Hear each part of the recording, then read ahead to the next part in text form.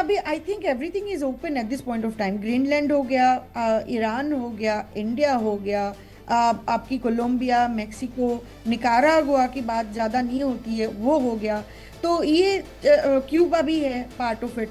Basically different countries के लिए different reason, different बहाना यूज करा जाता है, एक्सक्यूजेज है। At the end of the day America चाहता है कि उसको एस्टैब्लिश करना है कि we are the super power. नमस्कार, मैं हूं आपके साथ विशाल कालरा और आज चर्चा का मुद्दा यह है कि डोनाल्ड ट्रंप के निशाने पर अगला देश कौन सा होने वाला है। वेनेजुएला के साथ जो कुछ हुआ उसे देखकर दुनिया हैरान है किस तरीके से अचानक अमेरिका के मिलिट्री जेट जो हैं वो वहां के एयर स्पेस में मंडराने लगते हैं। उनके राष्ट्रपति को उनकी पत्नी के साथ अगवा कर लिया जाता है, अमेरिका लाया जाता है। ना गोली चलती है, ना खून बहता है, ना जाने जाती हैं। इतनी आसानी से एक देश के चुने हुए राष्ट्रपति को उठा कर ले आना, यह डोनाल्ड ट्रंप ने जो कुछ भी किया है दुनिया हैरान है। लेकिन अब सवाल भी उठ रहा है कि अमेरिका की दादागिरी जो उसने चलानी चाहिए वो चली, इसका असर दुनिया के बाकी देशों पर क्या होगा जिन्हें डोनाल्ड ट्रंप पसंद नहीं करते हैं। क्या अगला निशाना वही है? ग्रीनलैंड को लेकर तो वो पहले कह चुके हैं कि वो तो हमारे पास आना बहुत जरूरी है क्योंकि तभी हमारी सुरक्षा की गारंटी होगी। ग्रीनलैंड के आसपास तो चाइना और रशिया के जहाज घूमते रहते हैं। चुनाव से पहले वो कनाडा को अमेरिका का 51वां राज्य कहकर बुलाने लग गए थे। ईरान के साथ वो क्या कर रहे हैं ये दुनिया जानती है। चाहे क्यूबा हो, चाहे मेक्सिको हो, वहां पर क्या हो रहा है ये भी आप देख रहे हैं। अमेरिका से रिपब्लिकन पार्टी की नेता भारतवंशी पूर्णिमा नाथ जी हमारे साथ एक बार फिर से जुड़ गई हैं इस पर चर्चा के लिए। पूर्णिमा जी, हैरान भी करता है और बड़ा हास्यास्पद लगता है कि क्या किसी देश में एक चुने हुए नेता की सत्ता को पलटना, उसे वहां रातों रात वहां से उठाकर अमेरिका ले आना, यह इतना आसान है। और जो डोनाल्ड ट्रंप अपनी दादागिरी चलाना चाहते थे वो उन्होंने चला भी दी। दुनिया में चाहे कितना विरोध होता रहे, यूएन है नहीं है किसी को फर्क नहीं पड़ता। दुनिया में कोई ताकतवर देश दूसरा है या नहीं फर्क नहीं पड़ता। वेनेजुएला क्या करेगा किसी को फर्क नहीं पड़ रहा। ये हो क्या रहा है? जी, thank you so much for having me and नमस्ते एंड जय हिंद। फर्स्ट ऑफ ऑल, आपकी क्वेश्चन एकदम वैलिड है। It is a dangerous precedent. अभी अमेरिका का जो गोल था, उनको प्रदर्शन करना था कि America is the supremest country in the world, and उनका दबदबा अभी भी है, चलता रहेगा दर्शकों से और सदियों से चलता रहेगा। ये जो एक डिस्प्ले ऑफ पावर और ये जो एक फ्लेक्सिंग ऑफ मसल दिखाना था ट्रम्प को, और ये उन्होंने दिखा दिया। मेजॉरिटी मागा बेस जो है, white Christian nationalist base, president Trump की जो है वो उनका साथ देते हैं। आपको याद है हिटलर के बारे में हम बहुत बातें करते हैं कि हिटलर ने 6 मिलियन जूस को मार दिया, लेकिन हिटलर ने अकेले तो काम नहीं किया ना। उनके साथ उनका नाजी प्रोपागेंडा टीम, उनका नाजी मिलिट्री टीम, उसका नाजी गवर्नमेंट उनके साथ थे ना। धीरे धीरे कब्जा करके, लिटरली पावर कंसोलिडेशन करके, मीडिया को लिटरली अपने अंडर लाना और जूस को एक तरीका से घोषणा कर देना कि एक्सटर्मिनेट करना पड़ेगा, और they aligned with that agenda. Similarly MAGA जो है, अनफॉर्चुनेटली वो माफिया हो चुका है। और डॉन, मैं तो hashtag mafia, MAGA mafia don लिखती हूँ, डोनाल्डो ट्रम्पेट बोलती हूँ। And this is not a joke from our side. I think it's not a, मैं लाइटली नहीं ले रही हूँ, यार नाम नेमकरण नहीं है और लेबलिंग नहीं है, but it is from a perspective that अभी जो प्रेसिडेंट ट्रम्प कर रहे हैं, it was no different from पहले जो रिपब्लिकन पार्टी ने किया या तो डेमोक्रेट पार्टी ने किया, जो भी बैठे हुए थे वाशिंगटन में वो किया है। आप मेरे ख्याल से अगर हम लोग थोड़ा सा विस्तार में भी देखेंगे, ये कूज जो अटेम्प्ट है अमेरिका की, आज से शुरू नहीं हुई, 100 ईयर्स पहले भी शुरू नहीं हुई एक्चुअली। 200 ऑलमोस्ट 150 ईयर्स एगो, आपने 1893 में one of the first coup was executed by America. Hawaii जो हमारी यूनाइटेड स्टेट्स के टेरिटरी में है आज, द रीजन हवाई is part of United states, क्योंकि उन्होंने एक यहाँ की जो रानी थी, रानी लिली यू कलानी, उनको हटाया था, उनको आउस्ट किया था, उनको रिजीम चेंज करवा के फिर हवाई को कब्जा किया था।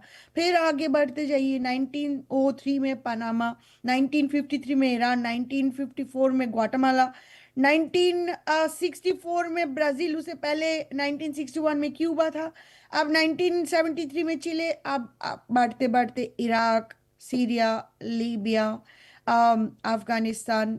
ये तो बेसिकली चलता ही रहेगा। कभी वो कम्युनिज्म की बहाना देते, कभी ड्रग वॉर की बहाना देते, कभी WMD, weapon of mass destruction बोलते। तो ये जो रीजन दिया जाता है लोगों को बरगलाने के लिए, लोगों को इंसाइट करने के लिए, लोगों को विश्वास दिलाने के लिए कि बाकी कोई कंट्रीज उनके एनिमी है। एक कोल्ड वॉर जो पहले कभी खत्म ही नहीं हुआ था, वो रशिया के अगेंस्ट शुरू हुआ था, लेकिन अभी वो धीरे धीरे बेसिकली नया एक शुरू हो चुका है चीन के against. Eight the end of the day America चाहता है कि वो हमने जो कॉलोनियल प्रोपागेंडा देखे है पहले, हिंदूज को भी बोला गया था सैवेजेस, प्रिमिटिव है, अनसिविलाइज्ड है, उनको कॉलोनियल पावर, वाइट क्रिश्चियंस लोग आके सिविलाइज किया था। ये जो प्रोपेगेंडा ऐसे फैला फैला के हिंदूज के ऊपर इंडिया को वो थोपा गया था। इंडिया को इतना वीक करके चले गए थे ब्रिटिश 1947 में, लेकिन हिंदूज के हाथ में पावर नहीं गया। Eight the end of the day Hindus तभी सफर करते थे, अभी भी सफर करते। लेकिन अब एक इंटरेस्टिंग बात हमेशा आती है कि हिंदूज बचे कैसे हैं, क्योंकि वो डिसेंट्रलाइज था, इसीलिए बच गए थे। उन्होंने 1947 के बाद हम लोग फाइट कहाँ किए? हमारे जैसे लोग अगर कभी अमेरिका की तरफ देखे भी कि यहाँ पे आना है इकोनॉमिक डेवलपमेंट के लिए, हमारे खुद के पोजीशन सही हो इसीलिए आए थे, अपना धर्म चेंज करने के लिए नहीं आए थे। अपने कंट्री जो जो कंट्री में हमारी जन्म हुआ था उस कंट्री को नीचा दिखाने के लिए नहीं आए थे। तो यही बात घूम फिर के वही आती है। और कभी ब्रिटिश ये काम करा करता था, अभी अमेरिका कर रहा है। तो ये अमेरिका का जो दबदबा दुनिया में चलती है, whether through US dollar hegemony और 800 बेसिस इन डिफरेंट कंट्रीज ले क्या लीजिए पूर्णिमा जी, आप, यूएसए यहां का से यहां से आगे वेनेजुएला का क्या? क्योंकि जो इंटरिम प्रेसिडेंट है वो तो उनको भी धमकियां दे रहे हैं। अब यहां से पूरे तरीके से वेनेजुएला को कंट्रोल कैसे करना चाहते हैं ट्रंप, और क्या वो सक्सेसफुल हो जाएंगे वहां पर? अब देखिए आगे देखा जाएगा क्या होने वाला है, लेकिन eight the end of the day मेरे ख्याल से ग्लोबल लीडर, और उनमें मैं PM मोदी की नाम भी लेना चाहूंगी कि खुल के कहना चाहिए। अब नहीं कब कह रहा, तक भारत चुप तो नहीं कह रहेंगे? रहा खुलकर, ये तो हमने देख लिया, भारत तो नहीं भारत खुलकर कह रहा।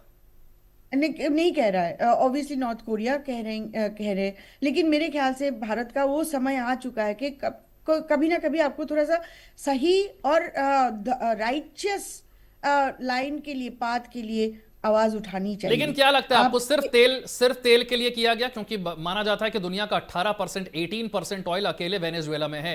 सऊदी अरब से भी ज्यादा तेल उनके पास है। कितना बड़ा फायदा अमेरिका को होने जा रहा है अगर वेनेजुएला को के पूरे तेल पर अमेरिका का कब्जा हो जाता है तो?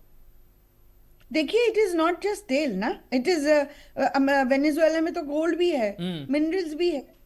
तो it's not just oil, and resource extraction is one of the reason. लेकिन रिसोर्स एक्सट्रैक्शन करते करते वहां पे अपना एक इम्पीरियल सुप्रीमेसी का एक पोजीशन बिठाना इज ऑल्सो गोल, राइट? आप ईस्ट इंडिया कंपनी इंडिया में आए थे, वो कॉरपोरेशन के थ्रू में आए थे ना, ट्रेड करने आए थे। सिमिलरली यहाँ पे जो ऑयल कंपनीज है वो भी वहां पे वो काम, अपना काम करने जा रहा है, बिकॉज वो यानी कि अमेरिका की resources प्राइवेट ऑयल कंपनीज आपको आने वाले दिनों में वेनेजुएला में देखेंगी बड़े पैमाने पर तेल निकालती हुई, और वो तेल फायदा पहुंचाएगा अमेरिका को, और वो तेल इतना है कि आने वाले कई डेकेड्स तक वो खत्म नहीं होगा, क्योंकि वेनेजुएला तो उसे निकाल नहीं पा रहा था। जी वो ही बात तो पहले कह दिया था। एक हमारी यहाँ पे रिपब्लिकन पार्टी की एक रिप्रेजेंटेटिव है फ्लोरिडा में, उनका नाम है मारिया सालाजार। उन्होंने वेरी स्पेसिफिकली एक इंटरव्यू में कह दिया था कि वहाँ पे ऑब्वियसली $1 ट्रिलियन का काम है और ये फायदा है अमेरिकन कंपनी की। तो ये हमेशा eight the end of the day company पैसा बट बनाएंगे। क्या Of एक course, आम अमेरिकन खुश है इससे? फायदा तो होगा अमेरिका को, लेकिन क्या एक अमेरिकन खुश है इससे, जिस तरीके से किया गया वेनेजुएला के राष्ट्रपति के साथ? मेरे ख्याल से अमेरिकन आपने जो ये क्वेश्चन पूछा ना, ये बहुत गहरा क्वेश्चन है। मैं आपको दो चीजों में समझाना चाहूंगी। मैं इंडियन बॉर्न अमेरिकन हूँ, मैं अमेरिका का सिटीजन हूँ, लेकिन उनके नजर से मैं अमेरिकन नहीं हूँ, क्योंकि मैं हिंदू हूँ और मैं जी। क्रिश्चियन बनी नहीं हूँ। हम्म। उनके नजर से मैं अमेरिकन बन ही नहीं सकती बिना क्रिश्चियन बनने के सिवा। और ऊपर से मैं इंडियन हूँ, इंडियन एथनिक इंडियन हूँ। अपना जो रिलीजन है उसको भी मैं हाथ में लेके चलती हूँ। और मेरे जैसे अगर जो आउटस्पोकन है वो कभी अमेरिकन बन ही नहीं सकता उनके हिसाब से। तो आप जो अमेरिकन बोल रहे हो ना, वो quote and quote white Christian Euro American है। वो भी फॉरेनर्स है। वो एक्चुअली इन्वेडर्स थे, वो तो इमिग्रेंट भी नहीं थे। अर्ली जो सेटलर्स हुआ करते थे वो तो इमिग्रेंट भी नहीं थे, तो वो तो बेसिकली इन्वेडर्स थे। हम तो इमिग्रेंट है, तो उसमें हमें कोई प्रॉब्लम नहीं थी। जो definition of American is one of the question first of all. तो मेरे जैसे लोग जो है, जो राइचियसनेस फॉलो करते हैं और जस्टिस और ट्रूथ के पाथ में चलने की कोशिश करते हैं, हमारे जैसे लोगों के लिए ये हिपोक्रेसी लगती है। आप तो कह रहे हो कि वेनेजुएला को नार्को टेररिज्म के हिसाब से आपने गिरफ्तार कर लिया, उनके प्रेसिडेंट को और उनके वाइफ को, लेकिन उनके वाइफ की ऊपर तो कोई एलिगेशन ही नहीं है। तो आप हम्म। लिटरली किसी को भी उठा सकते हो, कहीं पे भी उठा सकते हो। तो इसीलिए कहीं तो अब ये कोई सवाल उठ रहा है ना पूर्णिमा रीजन। जी कि अब अगला नंबर किसका है। आज तो ग्रीनलैंड को लेकर भी कह दिया उन्होंने कि ग्रीनलैंड तो बहुत जरूरी है, ये तो होना ही चाहिए हमारे पास। तो बिना डेनमार्क के चाहे ग्रीनलैंड के चाहे वो ग्रीनलैंड पर कब्जा कर लेंगे। क्या आपको लगता है कि ये सिर्फ एक शुरुआत है, यहां पर रुकने नहीं वाले हैं ट्रंप, या आपको लगता है कि नहीं ये सिर्फ एक्सेप्शन है ये? नहीं, ये रुकने नहीं वाला है। रुकने नहीं वाला है, क्योंकि ये सिर्फ ग्रीनलैंड की बात नहीं हुई है। अब पहले दिन वो जो शपथ लिया था तभी उनका शुरू हो गया था कनाडा को 51st स्टेट बनाने की। हम्म। ग्रीनलैंड की बात तभी हुई थी। गल्फ ऑफ मेक्सिको को गल्फ ऑफ अमेरिका बना दिया। अब वहाँ पे पानामा कैनाल की बात हो चुकी थी। अभी इंडिया ईरान को भी तो धमकी दिया है ना। कल रात की मैं न्यूज़ देख जी। रही थी, वहाँ पे लिखा हुआ था ना, इंडिया को धमकियां दिया जा रहा है। अभी तारीफ इंक्रीज करेंगे अगर इंडिया डजंट बाय लेस नहीं रशियन देखिए, ऑयल। तो अपनी अभी नहीं देखिए सर, नहीं पूर्णिमा जी, धमकियां देना एक अलग बात है, लेकिन किसी देश पर या किसी हिस्से पर कब्जा ही कर लेना, वहां की चुनी हुई सरकार को उखाड़ फेंकना, ये एक बहुत अलग बात है। कनाडा को अपना 51st स्टेट बता देना, या ग्रीनलैंड तो चाहिए ही हमें, और ईरान में जिस तरीके से रिजीम चेंज की कोशिशें हो रही है वो भी सक्सेसफुल हो जाएंगी ऐसा लग रहा है। तो और कौन कौन से देश ऐसे हैं जो इस वक्त अमेरिका के निशाने पर हैं, ट्रंप के निशाने पर हैं? नहीं, आप तो कह रहे हो कि हाँ, ये दोनों डिफरेंट बात है, या वहीं से तो शुरू होती है। हम्म। आज जो एक्शन लिया गया है वेनेजुएला के ऊपर, आज से थोड़ी शुरू हुआ है। प्रेसिडेंट ट्रम्प ने आज से थोड़ी शुरू किया था, या कि अमेरिका आज से थोड़ी शुरू किया था। ये तो कई सालों से शुरू है, नैरेटिव बिल्ड किया गया है। कोई एक कंट्री को टारगेट करके उनको, साउथ अमेरिकन की, सिर्फ वेनेजुएला नहीं है। अभी ये कोलंबिया के ऊपर होगा, मेक्सिको के ऊपर फेंटेनिल की एक्शन लिया जाएगा। फेंटेनिल को WMD घोषणा कर दिया था ना कुछ दिन पहले प्रेसिडेंट ट्रम्प ने। लिटरली कंपेयर किया गया था, fentanyl is a WMD, weapon of mass destruction. American को मार रहे इसीलिए। और अभी मेक्सिकन लीडर के ऊपर भी टारगेट करा जा रहा है ना। सो आप जो कह रहे हो डिफरेंट, वो डिफरेंट नहीं है। वो वहां से शुरू होती है बात, वहीं से शुरू होती है। मुझे याद है लास्ट ईयर मैंने काफी रिप्रेजेंटेटिव सेनेटर से मिली थी DC में जाके, और हमारी बात हुई थी।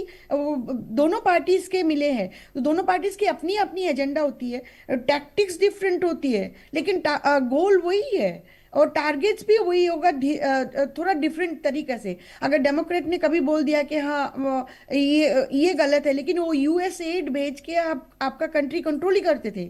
और अभी जो United States led global institutions है, आप WTO बोल दीजिए, WHO बोल दीजिए, आप IMF बोल दीजिए, वर्ल्ड बैंक बोल दीजिए, they are all United States का जो एजेंडा है, प्रोपागेंडा है, वही चलाते हैं ना। यूनाइटेड स्टेट्स का interest matters and they actually control voting power also, share also.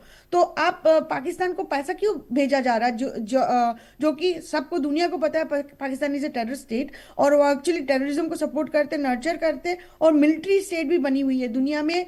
आज आज तक तो अमेरिका को मिलिट्री स्टेट नहीं कहा गया था। वो यूज करते थे एक फ्रेज, मिलिट्री इंडस्ट्रियल कॉम्प्लेक्स, लेकिन मैं उसको मिलिट्री इंडस्ट्रियल कॉम्प्लेक्स नहीं बोलती हूँ, मैं बोलती हूँ वॉर प्रॉफिटेरिंग इंडस्ट्री। अब वो कहीं से भी वॉर छेड़ के उनका रिसोर्स एक्सट्रैक्शन करना, उनका लैंड हड़प लेना, उनका लैंड पर कब्जा करना, कंट्रोल करना, this is what they have done. अभी अमेरिका में अमेरिका की बयान आना, whether it is Marco Rubio और जेडी वैंस और प्रेसिडेंट ट्रम्प, लेट्स से, उन्होंने बोल देना कि वेनेजुएला का वो रन करेंगे जब तक ना उनको सही लोग कहीं मिले, तब उनके ऊपर पावर सौंपा जाएगा। तो ये दादागिरी नहीं है, ये माफिया राज नहीं है, ये गुंडागर्दी नहीं है, तो क्या है? तो ये कोई भी कंट्रीज में कभी भी कर सकता है। आज इंडिया को ये नहीं, बोला बहाने कि क्या क्या तारीख होंगे, मैं करती ये है। पूछ रहा हूं, अब बहाने क्या होंगे? जैसे कि वेनेजुएला के लिए तो तेल बहाना बन गया कि तेल चाहिए था, ग्रीनलैंड भी, वहां पर भी तेल है, वहां पर सिक्योरिटी का बहाना बनाया जा रहा है। अब आगे बहाने किस तरह के होंगे? क्योंकि हम ईरान में बहुत बड़ा रिजीम चेंज होते हुए देख रहे हैं। अब आने वाले दिनों में ईरान में क्या होने वाला है उसे लोग अमेरिका से जोड़कर ऑलरेडी देख रहे हैं। और हर देश में अपना एक पिट्ठू तैयार करना, पहले पहले एक ऐसा इंसान तैयार करना जिसे पता हो कि आने वाले दिनों में क्या होने वाला है, और वो ऐसी सिचुएशन में बिल्कुल तैयारी करके बैठा हो, वो भी आपकी स्ट्रैटेजी का हिस्सा हो। मारिया कोरिना को लेकर कहा जाता है नोबेल प्राइज मिला, डेडिकेट कर दिया ट्रंप को, आज वो वेनेजुएला में बैठी हैं। क्या हर देश में इस तरीके से जो ऑपोजिशन के लीडर्स हैं या कुछ जाने माने चेहरे हैं, जैसे कि बांग्लादेश में मोहम्मद यूनुस थे, क्या ये तैयार किए जा रहे हैं रिजीम चेंज के लिए? वो तो एक पैटर्न हमें नजर आ रही है ना। आपको बांग्लादेश में यूनुस को नोबेल प्राइज दिया गया था। इनफैक्ट वो रिपब्लिकन पार्टी के साथ उतना उनका ताल्लुक नहीं था, और डेमोक्रेट पार्टी, और क्लिंटन की स्टूज कहा जाता था और बाइडेन की स्टूज कहा जाता था। तो eight the end of the day doesn't really matter Democrat बैठे हुए या कि आपकी रिपब्लिकन पार्टी बैठे हुए, जो भी अब वाशिंगटन में बैठे हुए, उनका एजेंडा एक ही है, कहीं ना कैसे करके अमेरिका का दबदबा बढ़ा है। और कैसे बढ़ा है उसका तरीका डिफरेंट होती है। डेमोक्रेट पार्टी की कई लीडर भी ये एक्शन को कंडेम किया है कि इसका मतलब नहीं है डेमोक्रेट पार्टी को छूट दिया जाना चाहिए और डेमोक्रेट पार्टी एकदम साफ सुथरा है, वो लोग भी गलत काम किया है। और द आइडिया दैट हमने कभी रिपब्लिकन पार्टी को सपोर्ट किया था क्योंकि उन्होंने राइचसनेस की बात किए थे। उन्होंने बोले थे कि ट्रम्प के सपोर्टर जो है, बेस जो है, उन्होंने एंटी वॉर एक प्रोपागेंडा हमें हमें दिखाया था। हमें विश्वास इसलिए दिया गया था कि वो नहीं चाहते ऐसे फॉरेन पॉलिसी जहां पे जाके अमेरिका कब्जा कर ले। इनफैक्ट डोनाल्ड ट्रंप की आपने पुरानी ट्वीट भी देख लिए होंगे जहां पे उन्होंने पाकिस्तान को एक रोग कंट्री बोला हुआ है, जहां पे उन्होंने बोला हुआ है कि उस स्टेटमेंट में स्पेसिफिकली बोला था पाकिस्तान को 31-33 बिलियन अमेरिका ने दिया है, लेकिन हमारे लिए उन्होंने कुछ नहीं किया। वो it was this is basically taunt करना ना डिफरेंट कंट्रीज को। हमें क्या पता था टर्म 2 में आने के बाद उन्होंने ऐसा पलटी मारनी है कि सब कंट्रीज में अगेंस्ट जानना है। अब दोस्त बोलते हो मोदी को एक तरीका से, एक मुंह से, दूसरे साइड से आप बोलते हो कि हम तारीफ बढ़ा देंगे अगर रशियन ऑयल कम नहीं करोगे तो। अरे भाई, आप gun on the head politics चल रही है अभी। अमेरिका सब कंट्री में जाके अपना एजेंडा चलाएंगे, अपना पपेट बिठाएंगे, अपना अप्रूव्ड पर्सन बिठाएंगे, तो उनके नजर से जो अप्रूव्ड है उनको बिठाएंगे। यही एजेंडा चल रहा है। अब कौन से ऑपोजिशन हो या सेम पार्टी को, really doesn't matter. Party also doesn't matter. United States की interest is what matters at this point of time. अब सेम पार्टी की किसी को बिठा सकते हैं ना, जो एक्चुअली जो वेनेजुएला की जो अभी उनको ऑपोजिशन लीडर जो मारिया कोरिना को जो अभी नोबेल प्राइज मिला है, it is very similar pattern of Yunus. उनको नोबेल प्राइज भी दिया गया है, उनको चढ़ाया गया है, उनको लिटरली इंस्टॉल किया गया क्या है। भारत हसीना को को डरने की जरूरत है इस तरीके से, या भारत जानता है इस तरह की साजिशों के बारे में? क्योंकि प्रधानमंत्री कह चुके हैं कि मुझ पर बहुत बड़े हमले होंगे और इनके लिए मैं तैयार हूं। और पिछले कई दिनों में भारत और खासतौर से प्रधानमंत्री मोदी पर अटैक को लेकर बहुत सारी खबरें सोशल मीडिया पर चली हैं। वो पुष्ट नहीं है, कंफर्म नहीं है, लेकिन इस तरह की खबरें तो चल रही हैं कि प्रधानमंत्री को खतरा है। वो जिस भी देश में जाते हैं वहां पर एक्स्ट्रा सिक्योरिटी की व्यवस्था हो रही है। अब मैंने तो ये भी सुना है कि जब उन्होंने वो एससीओ में गए थे, आपको याद है, बिल्कुल। रशियन प्रेसिडेंट के गाड़ी में बैठे हुए थे, पुतिन के साथ गाड़ी में बैठे हुए थे, और 5 मिनट के लिए नहीं, 10 मिनट के लिए नहीं है, पूरे के पूरे 1 घंटा। तो उसके पीछे भी कोई रीजन हो सकता है कि उनके ऊपर शायद कोई अटैक होने का चांसेस था और प्रेसिडेंट पुतिन को पता था और उन्होंने शायद मोदी जी को बचा लिया। वो भी मैंने सुना है, लेकिन इसमें कितना सच है कितना सच है हमें नहीं पता। But at the end of the day India में ये 2026 में हमें ये देखने को मिलेगा कि प्रोटेस्ट इंक्रीज हो रहा है, कुछ ना कुछ बहाने में डिस्टेबलाइजेशन का जो एफर्ट्स है वो इंक्रीज होगा वहां पे। नहीं, पर ट्रम्प ब्लड ट्रम्प को बहेंगे। रोकेगा कौन? अब सवाल यह है, यूएन जैसे यूनाइटेड नेशन तो इररेलेवेंट हो गया ना।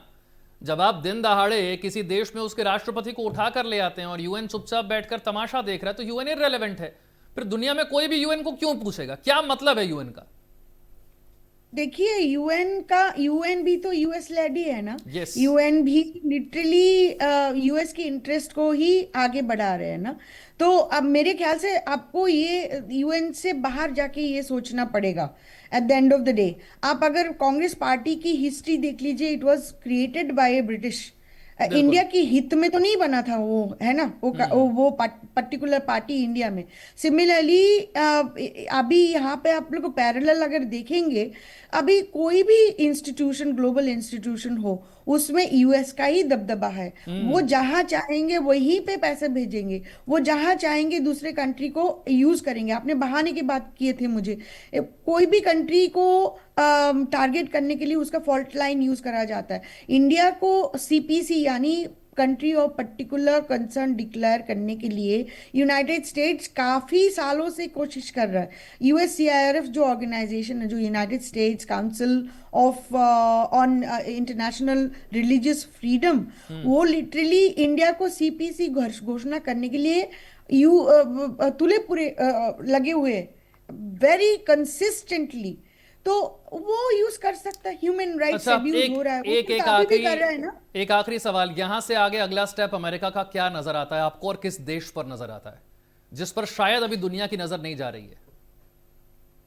नहीं, अभी I think everything is open at this point of time. Greenland हो गया, ईरान हो गया, इंडिया हो गया, आपकी कोलंबिया, मेक्सिको, निकारागुआ की बात ज्यादा नहीं होती है, वो हो गया। तो ये क्यूबा भी है part of it. Basically different countries के लिए डिफरेंट रीजन, डिफरेंट बहाना यूज करा जाता है, एक्सक्यूजेज है। At the end of the day America चाहता है कि उसको एस्टैब्लिश करना है कि we are the super power, we are the supreme country. कोई हमें टक्कर नहीं देने वाला है, कोई हमें टक्कर नहीं दे सकता। इसीलिए मैं कहती हूँ कि अभी समय आ चुका है कि मोदी जो है, यस, उनकी आशंका तो है, उनको रिजीम चेंज करने के लिए एजेंडा तो हमें देखने को मिलेगा 2026 में। मुझे ऐसा लगता है कि डिस्टेबलाइजेशन एफर्ट जो इंडिया में पिछले कई साल से हो रही है, अभी वो एस्केलेट होने वाला है। अभी इस साल में आपको और ज्यादा दिखेंगे, अब ओवरटली दिखने को मिलेगा।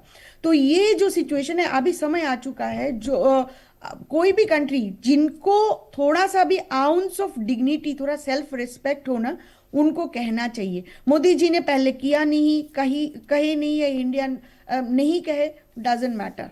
It has today at this point of time, I think time has come for somebody like Modi ji to speak up.